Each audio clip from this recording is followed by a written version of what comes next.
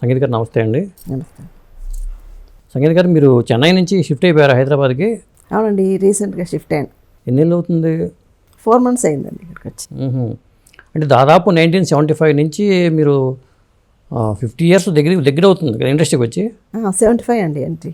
అంటే 75 అంటే మీరు వరంగల్ అని తెలిసింది నాకు. వరంగల్ నుంచి మీరు చెన్నైకి ఎలా వెళ్ళారో? సినిమా కోసమే వెళ్ళారా? అసలు ఈ ఆలోచన ఎప్పుడు వచ్చింది మీకు? సినిమా కోసమే వెళ్ళాను. చిన్నప్పుడు ఫ్రెండ్స్ అందరూ చెప్పేవాళ్ళు, అంటే కొంచెం చిన్న చిన్న స్కిట్స్ అవి చేసేదాన్ని. అది చిన్నగా ఉన్నప్పుడు యాక్చువల్గా మగవేషం వేసుకొని కొన్ని నాటకాలని చేశాను. తర్వాత కొంచెం ఫోటోజెనిక్ ఉందని వాళ్ళందరూ చెప్పారు, బాగుంది కానీ నువ్వు ఎందుకు సినిమాలో ట్రై చేయకూడదని. సో అలాగే వాళ్ళ ప్రోత్సాహం, ఎంకరేజ్మెంట్ అన్నీ. అసలు యాక్చువల్గా నాకు సినిమాలో ఎవరు టచ్ లేదు. సో స్ట్రైట్గా నేను, మా అమ్మ, అన్నయ్య వెళ్ళాం. వెళ్ళిన తర్వాత అక్కడ మా అన్నయ్యకి పాండి బజార్ 74 ఎండ్లో అనుకుంటా. అప్పుడు ఎంత ఉంటుంది మీ ఏజ్? 17 years ఏజ్లో. 16-17 years ఉండొచ్చు. అంటే మీది మిడిల్ క్లాస్ ఫ్యామిలీ అనుకోవచ్చా ఇక్కడ?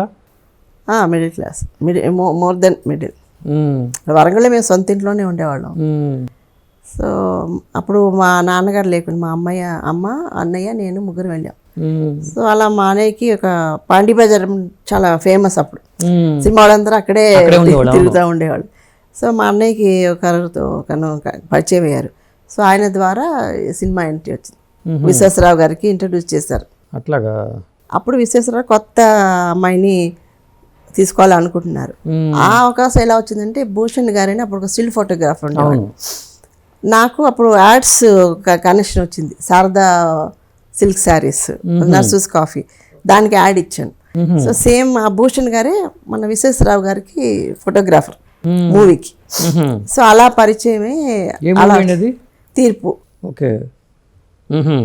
అందులో ఒక వెరైటీ సబ్జెక్ట్ అది. ప్రేత్మ ఆత్మలు ఈ మామూలుగా మన అందరూ కలిసి ఒక కోర్టు సీన్ అలానే ఉంటాయి. సో నాకు ఫస్ట్ సినిమాలో నాకు ద గ్రేట్ ఆర్టిస్ట్ ఎన్టీఆర్ గారితో కలిసి. ఇప్పుడు ఎన్టీఆర్ గారికి 100వ జయంతి ఉత్సవాలు జరుగుతున్నాయండి. ఈ సందర్భంగా కూడా మీరు ఎన్టీఆర్ గారితో మీకున్న అనుబంధం గురించి కూడా మాట్లాడదామని నేను ఇక్కడికి వచ్చింది కూడా. మొత్తానికి ఆ తీర్పులో మీకు అది రావడం అనేది ఫస్ట్ సినిమానే. అదే. సో అసలు ఆయన్ని మాట్లాడలేవు అసలు ఆయనతోటి. యాక్చువల్లీ ఏంటి, నాకు ఆయనకి డైలాగ్స్ లేవు ఆ సినిమాలో. కోర్టులో సీన్లు అలాంటివి పెట్టారు, సంథింగ్ వెరైటీ సబ్జెక్ట్ అనుకోండి. బట్ అయినా కూడా ఆయనతో కలిసి నటించి ఆ ఫ్రేమ్లో ఆయనతో పాటు నేను ఉన్నాను.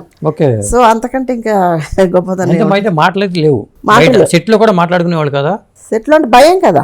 నేను ఫస్ట్ సినిమా, ఆయన పెద్ద మహానుభావుడు, ఏం మాట్లాడతావు అసలు, చూసి ఆనందించడే తప్ప అసలు మాట్లాడలేదు. ఇంకొక పెద్ద ఆర్టిస్ట్ అందులో సావిత్రి గారు, అందులో కూడా ఆవిడ నటించారు. అందులో చాలా ఒక 100 years గెటప్ వేసుకొని. సో ఆవిడ కొంచెం మాట్లాడేవాళ్ళు. సో ఈయనతో అంటే భయం కదా. సో అలా సావిత్రి గారు స్టార్డమ్లోనే ఉన్నారా? కొంచెం అందులో 100 years గెటప్ వేసుకొని యాక్ట్ చేస్తారు. కొంచెం అప్పుడు హీరోయిన్గా లేరు ఆవిడ, కొంచెం క్యారెక్టర్ ఆర్టిస్ట్ అయ్యారు అప్పుడు. కొంచెం హెల్త్ కూడా కొంచెం బాగాలేదు అన్నట్టుగా అన్నారు. ఎన్టీఆర్ గారి జడ్జి పాత్ర అనుకుంటా. జడ్జి పాత్ర మీకు చూస్తున్నప్పుడు ఆయన చూస్తే ఏమనిపించేది? ఎన్టీఆర్ గారిని చూసినప్పుడు అంటే ఆయన నటించే విధానం కానీ వాటిని చూస్తున్నప్పుడు? అప్పుడు అసలు అంత ఊహ లేదు నాకు. ఈయన చూస్తున్నాము, ఇంత కలిసి యాక్ట్ చేస్తున్నాం అంతే.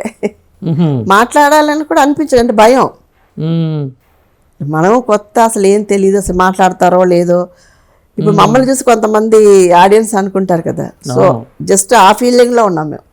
అమ్మో ఆయన పెద్ద ఆర్టిస్ట్, ఆయనతో పోయి మనం ఏం మాట్లాడతారో లేదో భయం. అందులో పైగా కలిసి ఇలా యాక్ట్ చేసే షార్ట్స్ రాలే. ఆయన జడ్జి అంటే ఎక్కడో దూరంగా ఉంటారు, మేము ఇక్కడ బౌన్లో నిలబడి ఉంటాం. సో అలాంటి సీన్స్ వచ్చాయి అన్నమాట.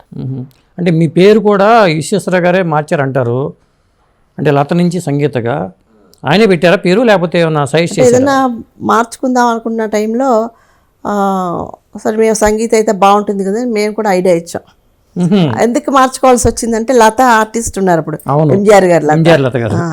సో అందుకే మార్చుకోవాల్సి వచ్చింది. మీ పూర్తి పేరు కూడా లత అయినా అసలు ఇంకేమైనా ఉందా ముందు? లతకి పుష్పలత. పుష్పలత.